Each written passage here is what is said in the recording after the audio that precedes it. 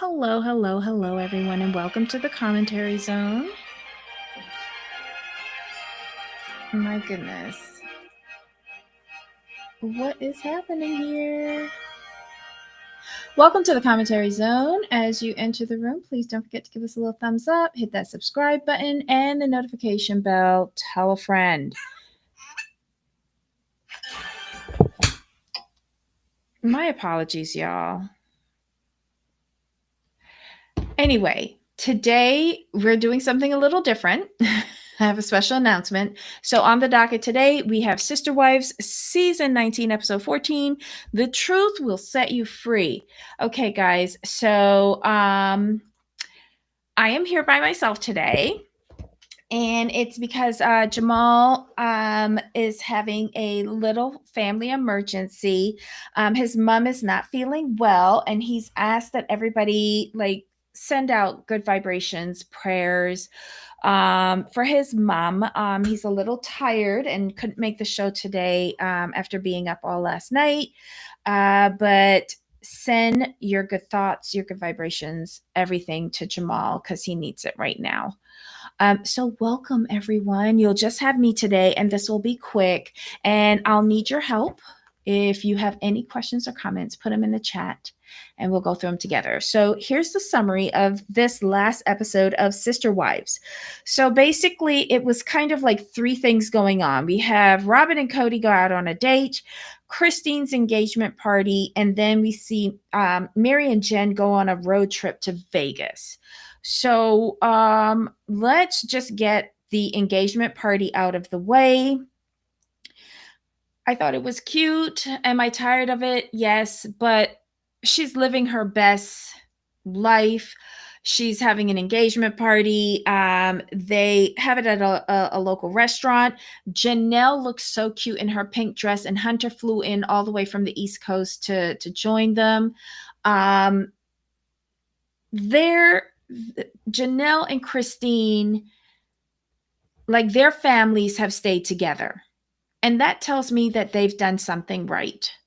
That those kids, no matter what, they consider themselves like real siblings. They are. And they're real friendships there. And it has stood the test of distance. And it reminds me of something that Kody said, like when the kids move, halfway across the country, it's his excuse for not staying in touch. And we have phones, we have video calls, we have computers.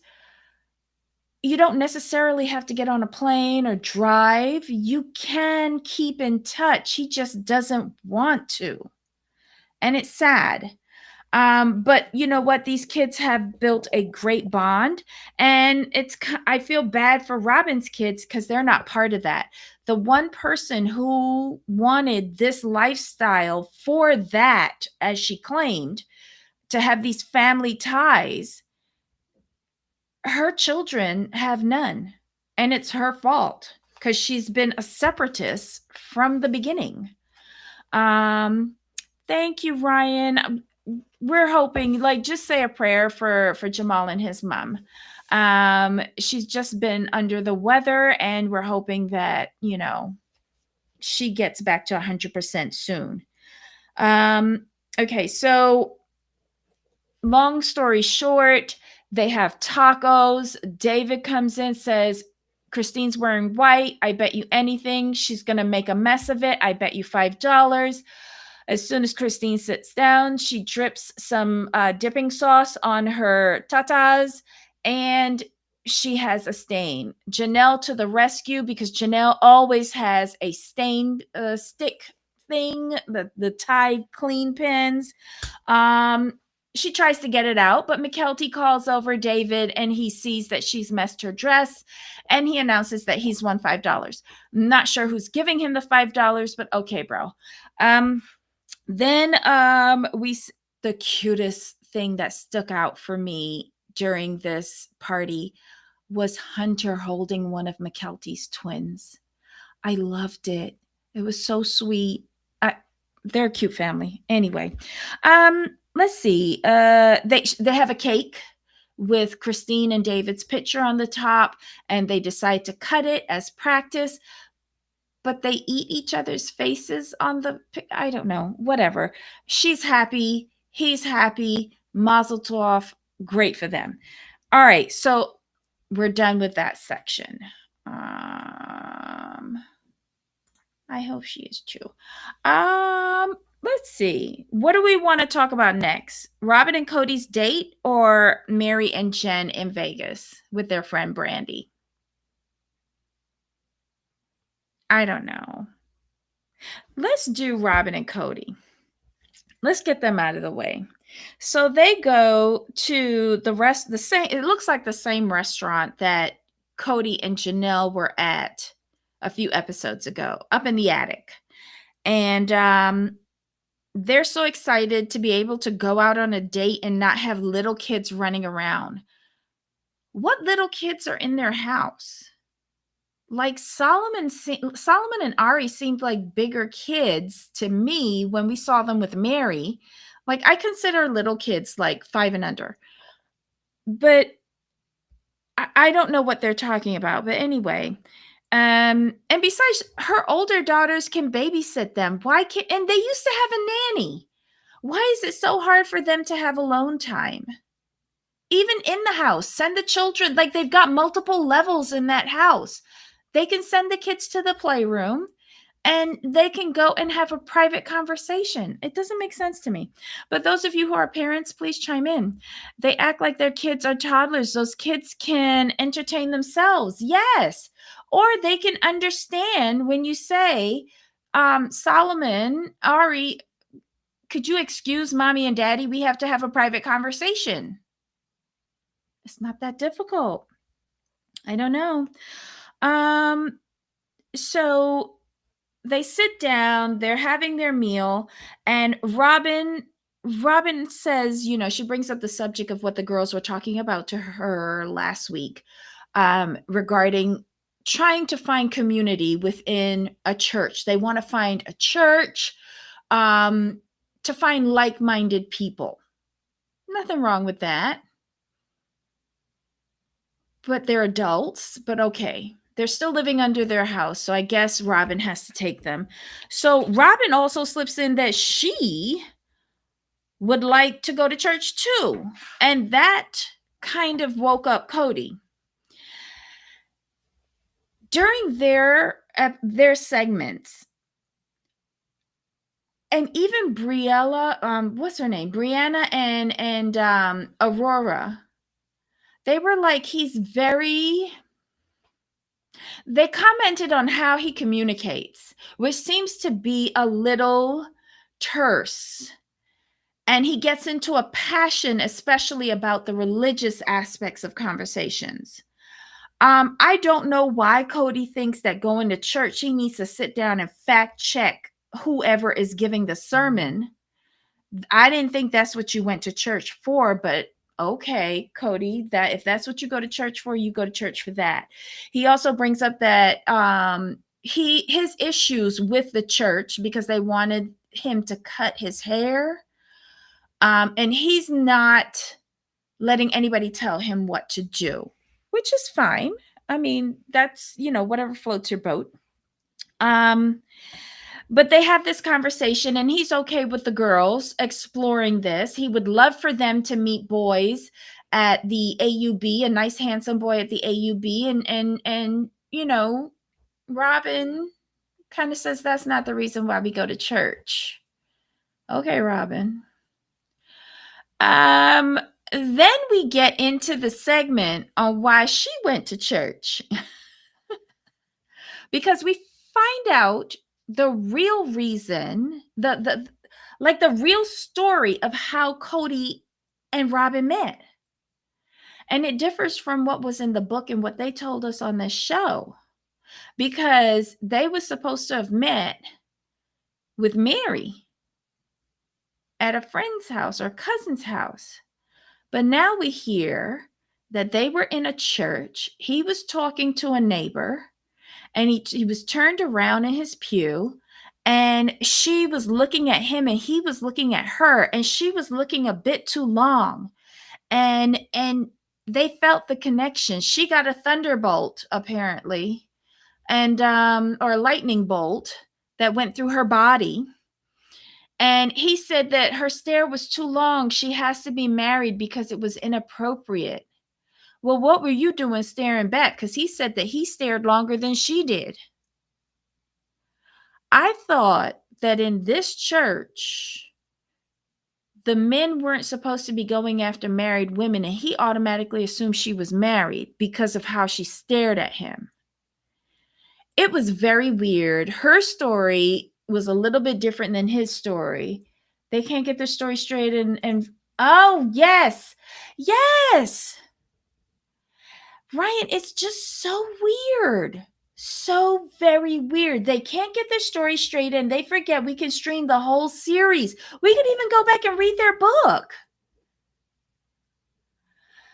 I don't know. And I'm sure that how they met violates something in their church. I'm sure of it.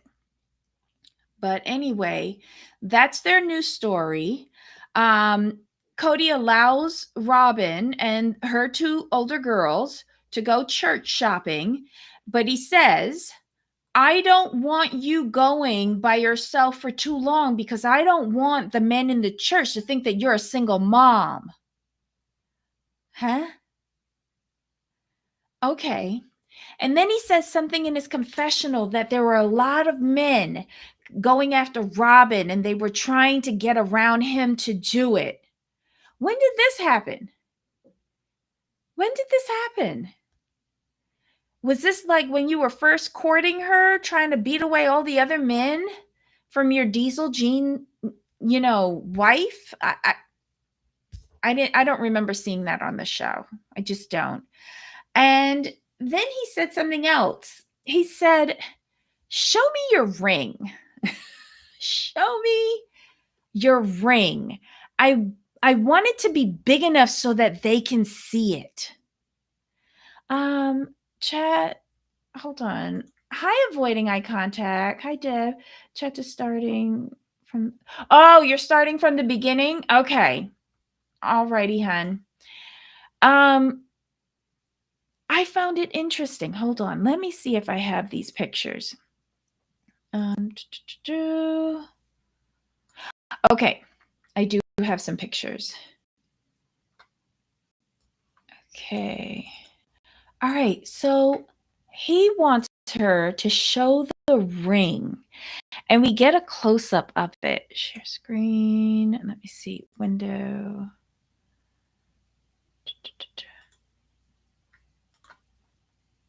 All right. Let's see this. All right. Looky there. Looky there. Everyone is commenting how much this ring looks like Christine's ring. I'm trying to figure out if that center stone is a full stone or if it's a composite. But I mean, it's a pretty big stone if it's a full stone, but it's got all the bling necessary for him to stake his claim on her. Interesting.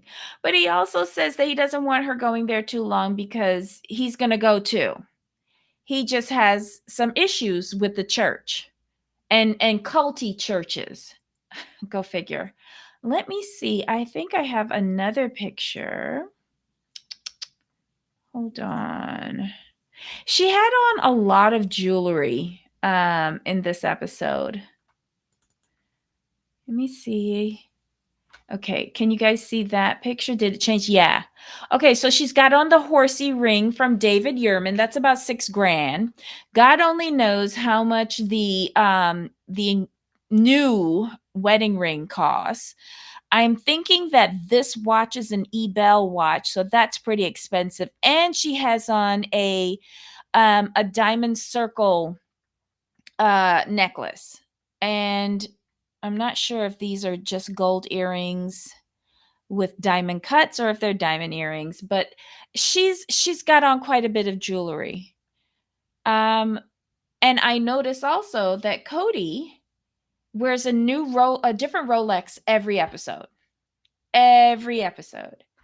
Ryan Rounds, 6K is it? No, it's I think her horse ring is 18 karat gold. Um yeah, well, you're paying for the name brand with David Yurman. But his is silver and gold, so his is cheaper. She got the more expensive one for herself. That I agree with her on. That I agree with her on. What other pictures did I download? I think that was it. Yeah. Let me close that off. But yeah, they have a very interesting date, which gives us different perspectives, like a whole new story on how they met, which I don't think was very appropriate um, per their standards. I could care less how they met. But it also, like, they met before Meri got clued in. So I'm just wondering if this was a scam from the beginning, because I have my suspicions about Robyn knowing about the catfish. And remember, Robyn said that she had like a vision board. She wrote down exactly what she wanted. She wanted a man who was going to take care of her and her kids. Well, she got it. She got it. It was a fake date. Well, yeah, I kind of figure so, because they wound up in the attic just like the last time. Hi Auntie, how you doing today? Oh, someone else's time. I love it. What else happened on their date? I think. Oh, and Kody made a comment about his daughters.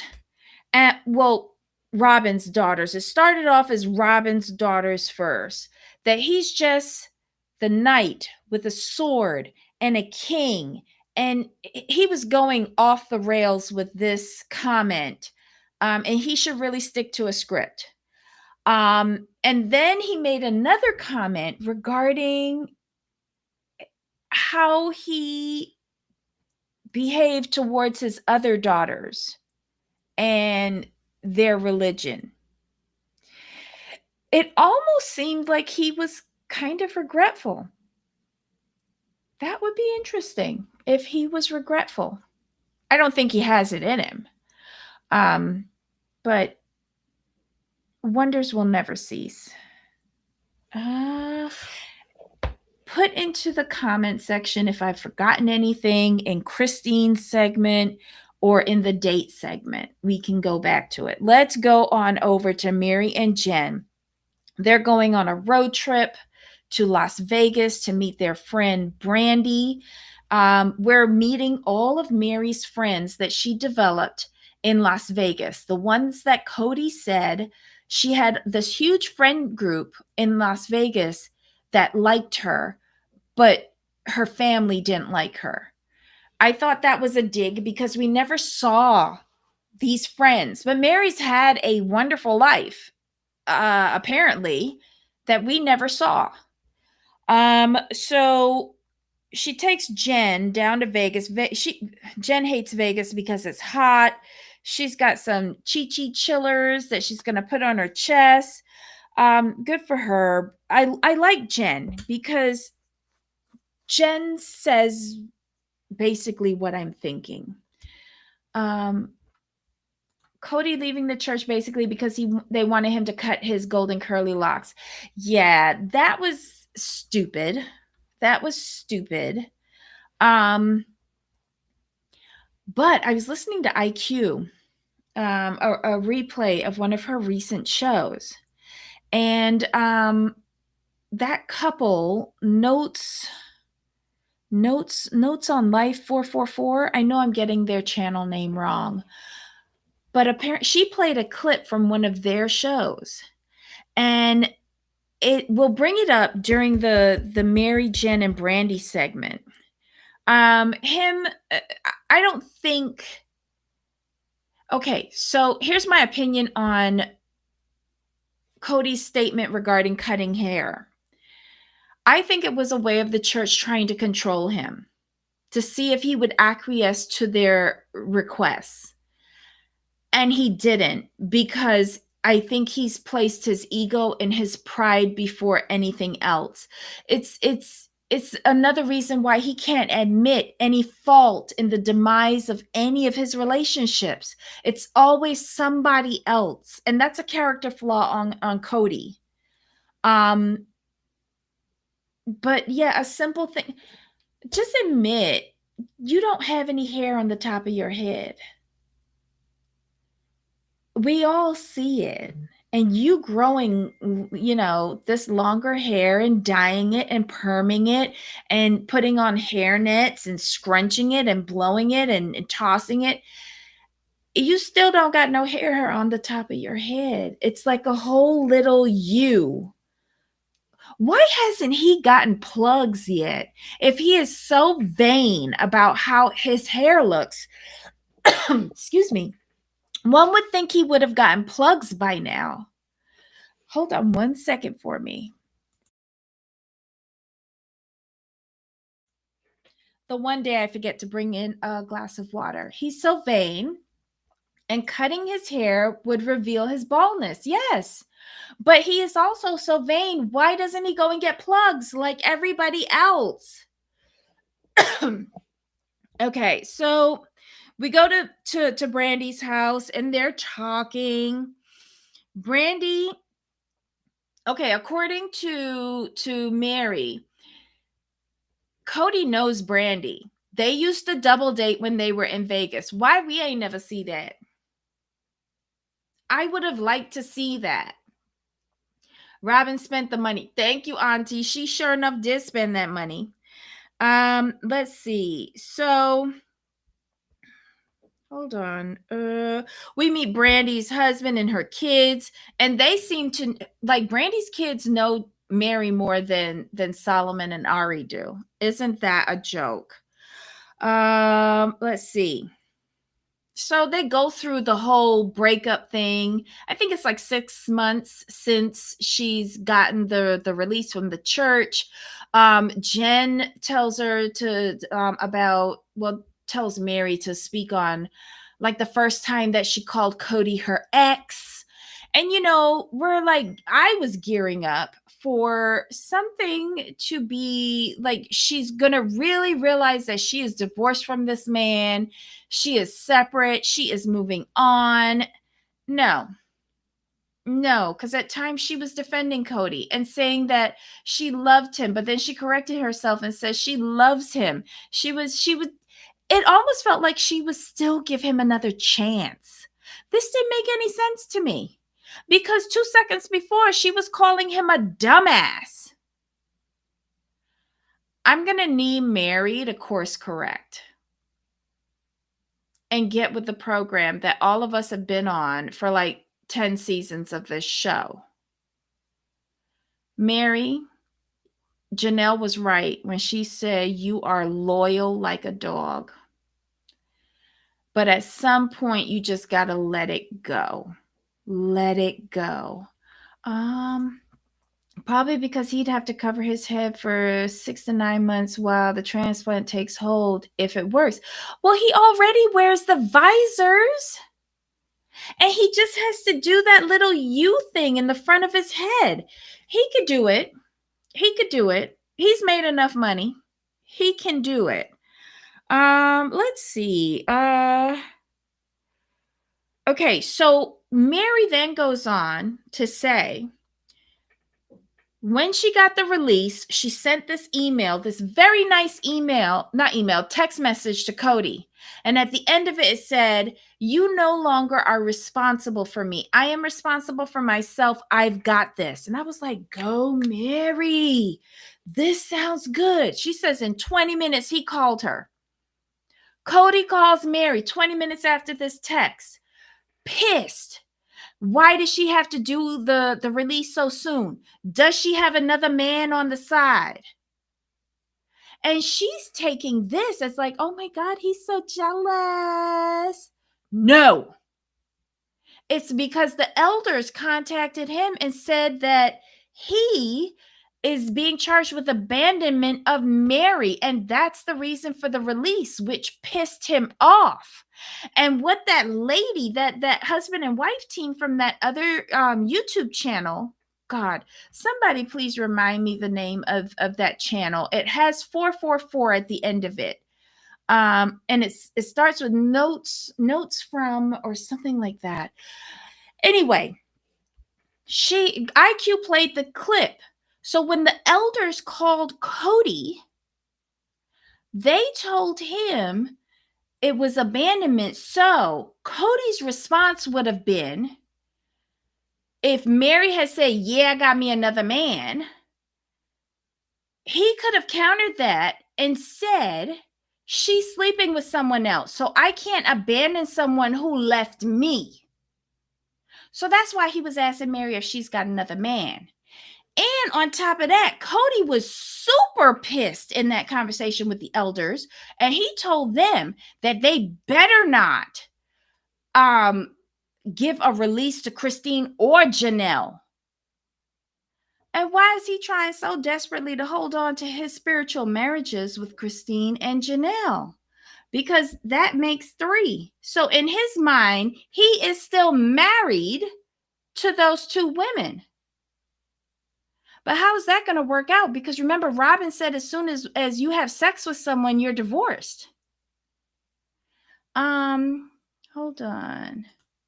But Meri will turn around and support Kody. Yes, she is like a yo-yo going up and down and around the world and back again. I cannot keep up with Meri. I'm going to need Meri to keep like one energy, and that's it. What Meri did to make Kody look bad in the eye of the church. Well, that catfishing thing didn't help. It really didn't help. But if that podcast that I'm desperately trying to remember the name of, so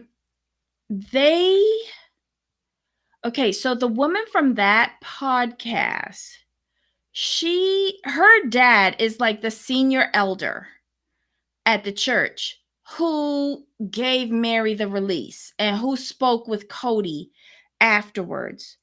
Let me just go through this. I know. Hold on. Here it is. Hold on. I'm going to go to it right now. It is called Notes to Self 444. That's the channel I'm talking about. And it's a husband and wife team that give their feedback on polygamy and their current marriage, which is not plural. They are a monogamous couple, but she's been married before, I believe. Both of them have been raised in the like polygamous family, so they have firsthand experience of this whole situation, and they give such a great perspective on this church and on this channel, like on this show and stuff like that. Because I've been watching this show for 19 seasons and I still can't figure out why this is happening.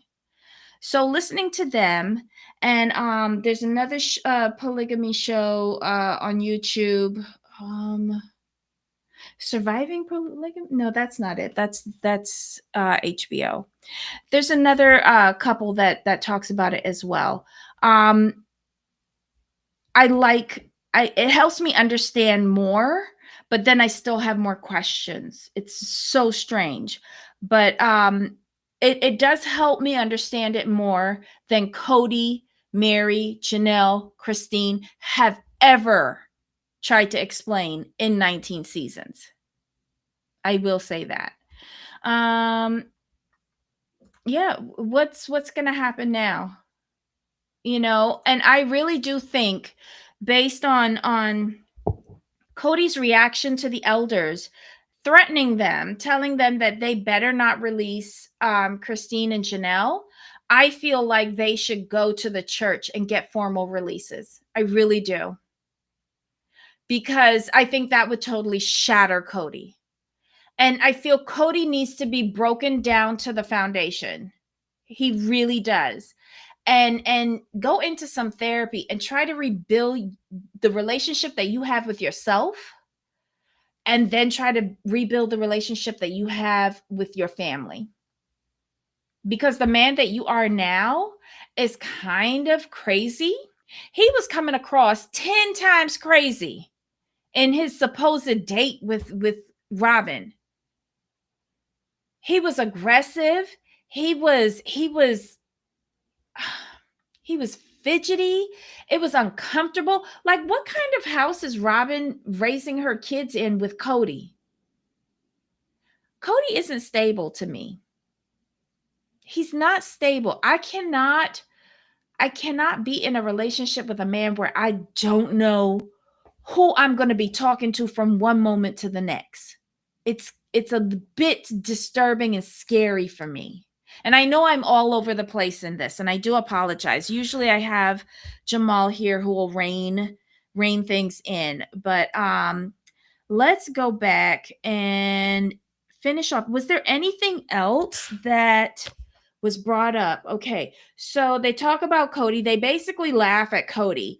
The part where they really broke down laughing at Kody was after that scene out on Coyote Pass at the end of season 18, where Kody finally dumps Meri. And it's and Robyn has to get up, and she's crying, and she walks away. She walks around the pond and comes back, and they're still broken up. She can't believe it. This is so difficult. This is the end of her, rocking chair on the porch dreams.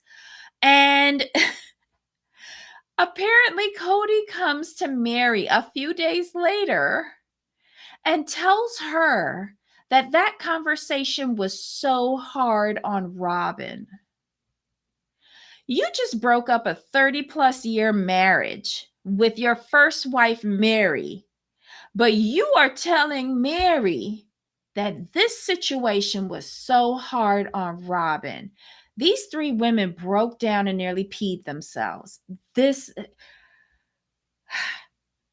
How Kody, and even Brandy tells her this. From the time they brought Robyn into the picture, Kody has been favoring her from the jump. They all saw it. And why has it taken Meri so long? Y'all know my feelings about that. I feel Meri used this show to help build her business and build her independence. And she almost got away the first time with the catfish.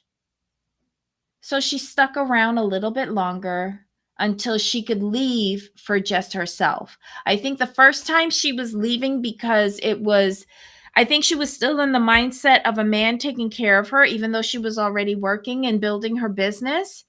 I think she was still in that mindset.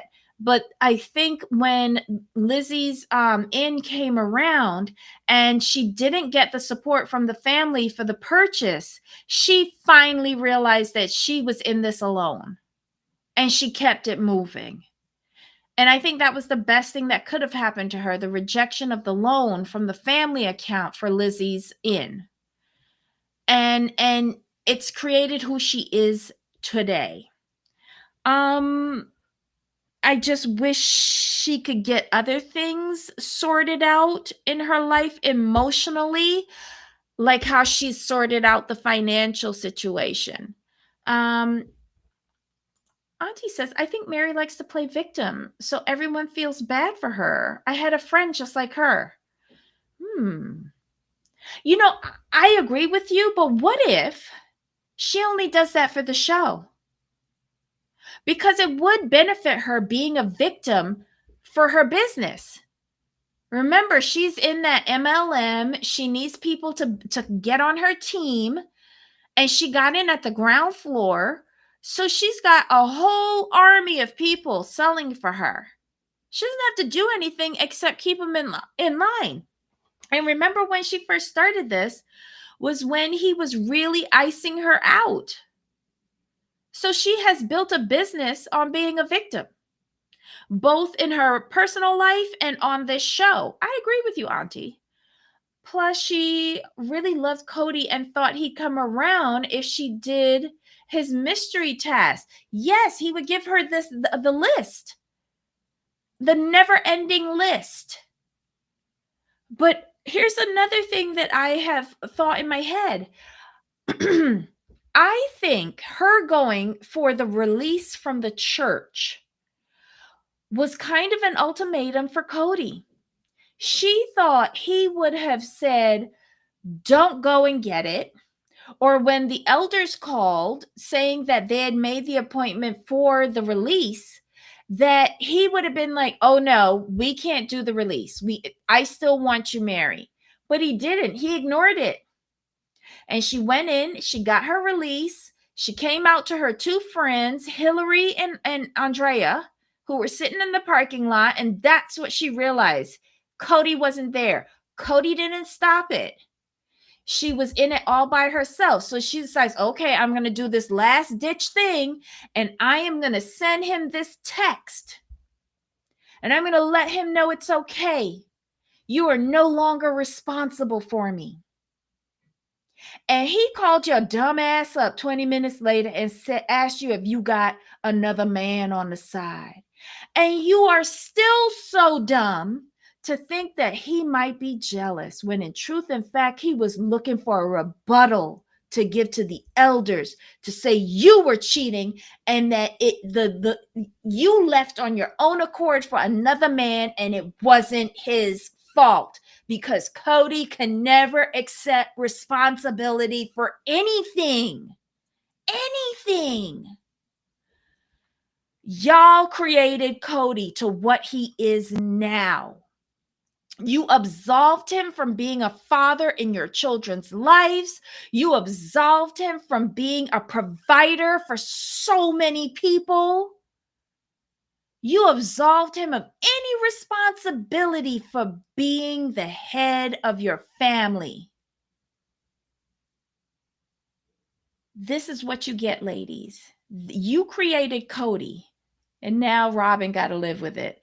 Everyone's saying poor Meri. I don't say poor Meri. Not at all. I don't say poor Meri. Maybe Kody will come back. I don't think so. I don't think so. Thank you. Thank you, guys. The more that I listen to Notes to Self 444 and that other polygamy couple show, well, they grew up in polygamy. They are not polygamous.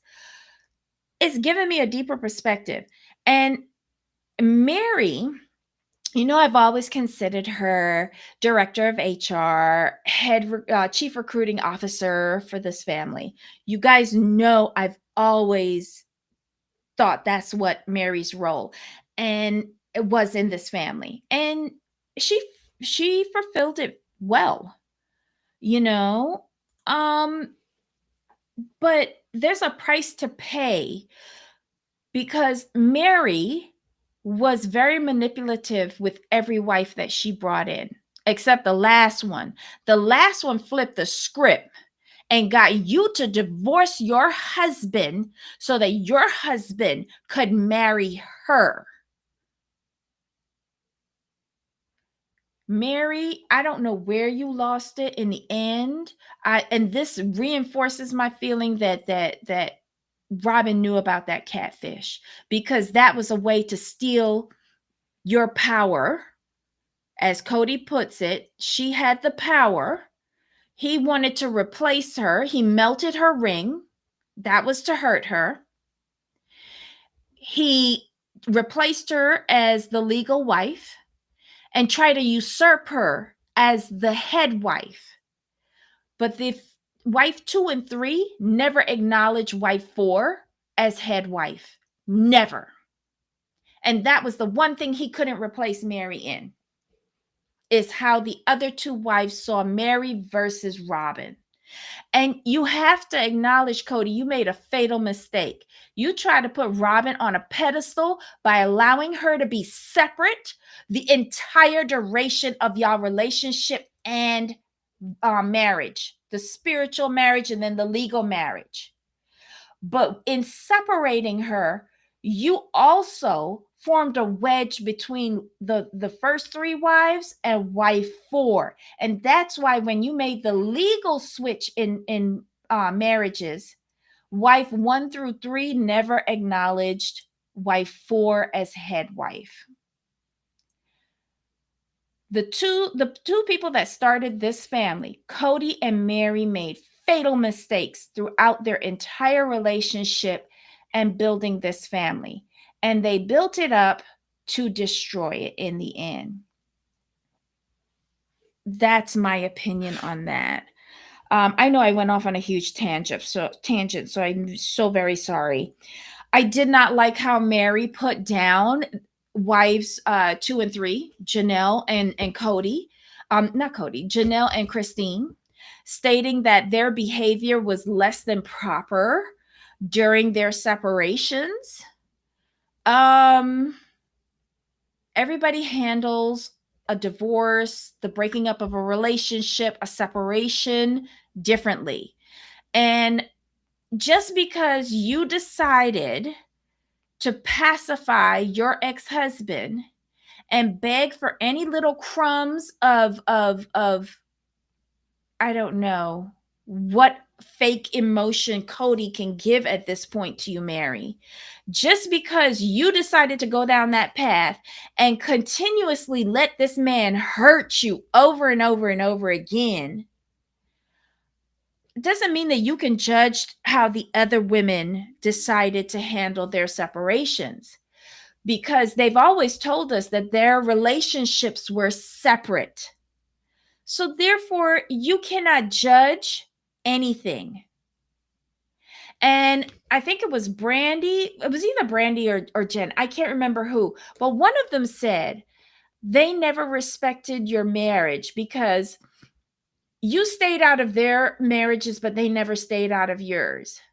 I don't think that's true. I don't think that's true.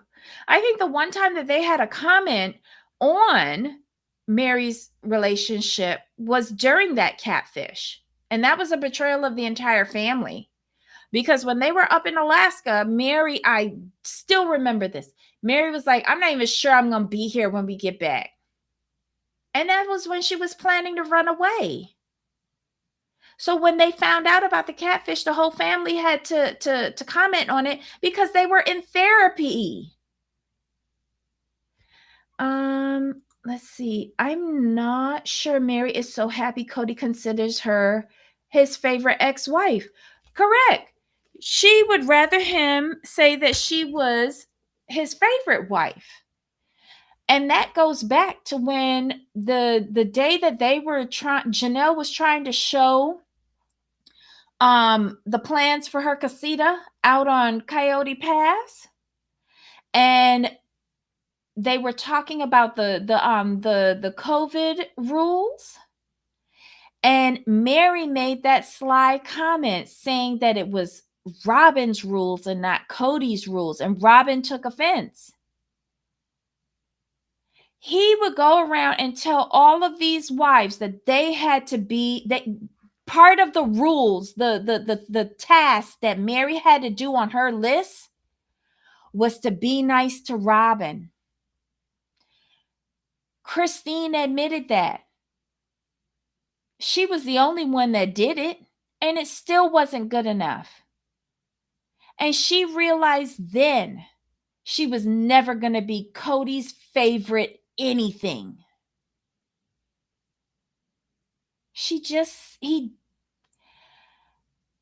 I think that catfish really severed his feelings for her, and she was never going to get back in his good graces.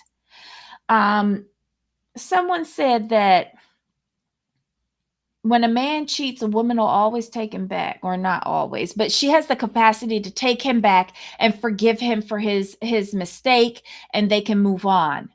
But if a woman cheats on a man, he doesn't have the same capacity. He doesn't. And Kody is a prime example of that. A prime example of that. And then you've got Robyn, who, in my opinion, was behind the catfish. or knew a bit more about it than she said, whispering in his ear their little pillow talk, all the negative things about Meri. And Meri, you a dum-dum, because you have tried for all of these years to stay in touch with Robyn, and Robyn doesn't reciprocate. If y'all don't get out of here with this plural wife thing, oh my God, it just makes absolutely no sense to me. I don't. Meri was in everyone's relationship. Child. When a woman cheat, he won't take her back. Pride.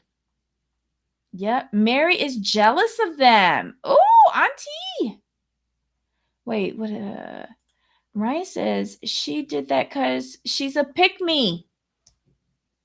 Ryan said it. Ryan said it. I'm going to leave this up because this is a very true statement. A very true statement. The last part of the Vegas trip is that they're going back over to the cul-de-sac, the three ladies, and they're looking at the houses. Christine says that she went back, she saw it, she's beyond it. Janelle had the quote of this. She said, "As I would feel it." She's never gone back there. What's done is done. She's moving on.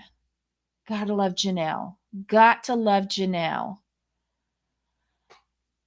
I still feel that the people who live in this cul-de-sac should call security or community patrol or the police, because there's too many people showing up at their gates with film crews looking back at the best thing they ever had. And why are we doing it? Nobody cares. The people who live in the cul-de-sac need to call the popos on these trespassers. I agree. We don't need to go back to the cul-de-sac. We got over the huge mistake that you made leaving the cul-de-sac. We get it. It was great. It was wonderful, but it's done. And Christine has solidly moved on. Janelle, I think we're going to see how Janelle moves on in coming episodes, where Christine and David pack her up in a U-Haul and move her to North Carolina and don't even tell Kody. That is a whole hot mess, and I cannot wait to watch that. Meri seems to be the only one stuck. And I want to root for Meri.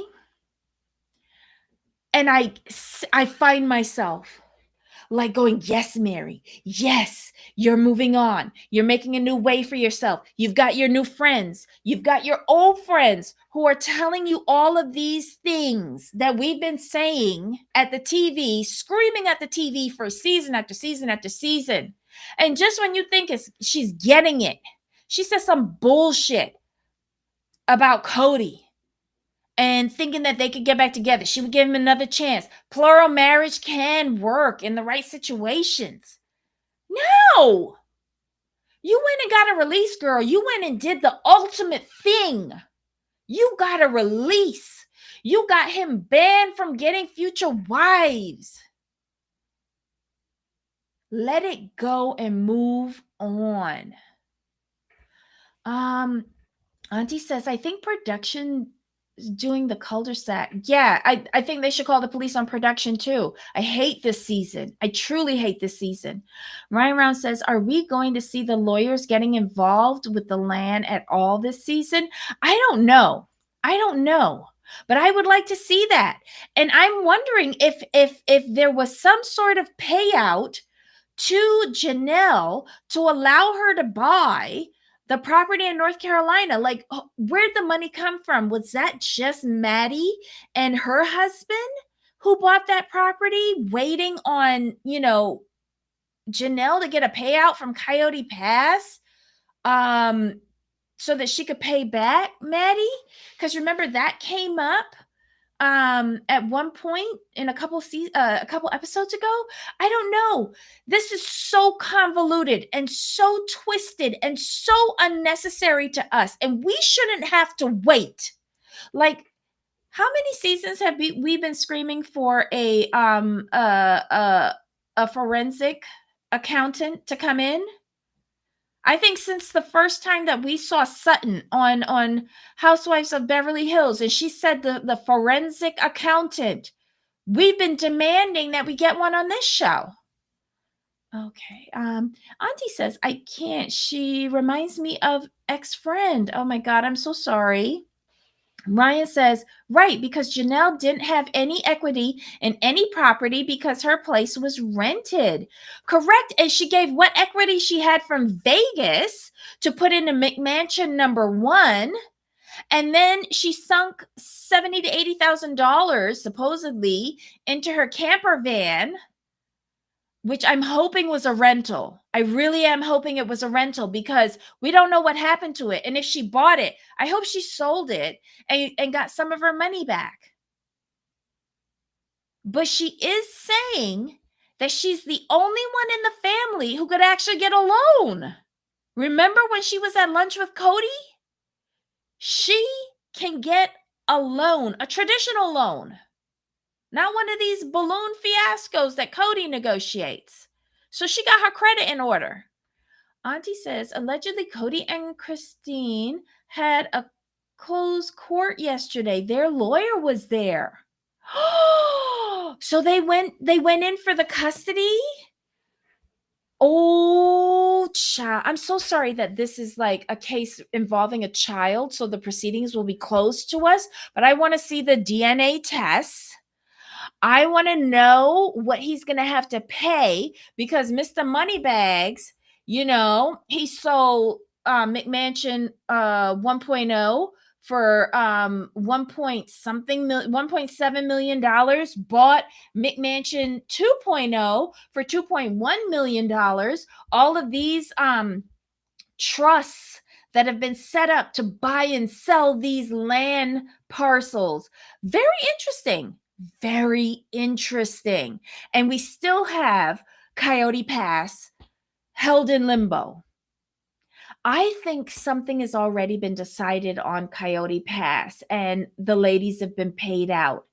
They're just trying to catch up in the episodes, which I know I'm going to be hugely disappointed when we finally figure it out. Sutton knows how to. Yes, she does. Yes, she does. Ryan says, maybe her Plexus money paid for the property with Maddie. That's true. She is very big in Plexus. Her and Christine both are, because I think they got in on the ground floor of that.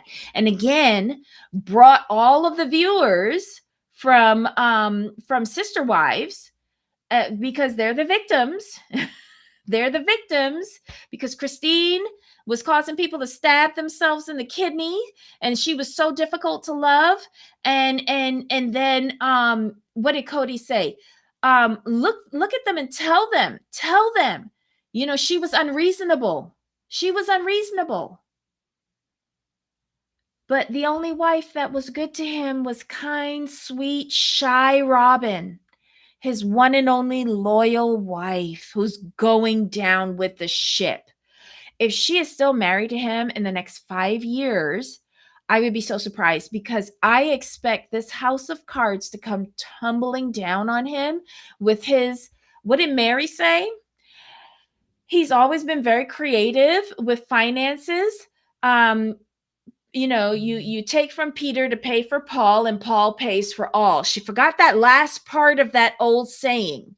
It's all going to come crumbling down, y'all. And the only ones who are going to be coming out of this afloat is the first 3 wives. And I hope that Robyn is putting all of her money into like real jewelry and not the crap that I'm seeing her wear. And the artwork, she's paying a lot for junk, in my opinion. But that's art is subjective. So who am I to say? This was without a crystal ball. Who was without a? No, I know there's a show called Without a Crystal Ball. But what did they say? Sacred cow Robyn. I agree with one word in that, cow. But yes, she is the sacred cow, untouchable princess. Even though they like to call Christine the princess, Robyn has been placed on a pedestal and separated from the moment she landed in this family. And if they were preaching polygamy, Robyn should have been up in the house with them. But she refused. She needed to be in a house around the corner because she had kids. What the fuck she thought was up in the Lehigh house? Kids. Anyway, that is it. That is the recap of Sister Wives season 19, episode 14. The truth will set you free. I wish one of these bitches on this show would tell us the truth eventually. I will still be here waiting for it. Guys, thank you so much for hanging out with me. I know this has been a bit of a strange show without Jamal being here today. This was strange for me too because I don't like being without Jamal for these recaps, but you know, he's taking care of his mom. Please send your hugs, your prayers, and everything for Jamal's mom. She's feeling a bit under the weather, and hopefully, Jamal will join us back next week. Leave your comments below. Don't forget to give us a little thumbs up because I know I forgot to give us a thumbs up. I'm such a bad YouTuber. But please give us a thumbs up. We really appreciate it.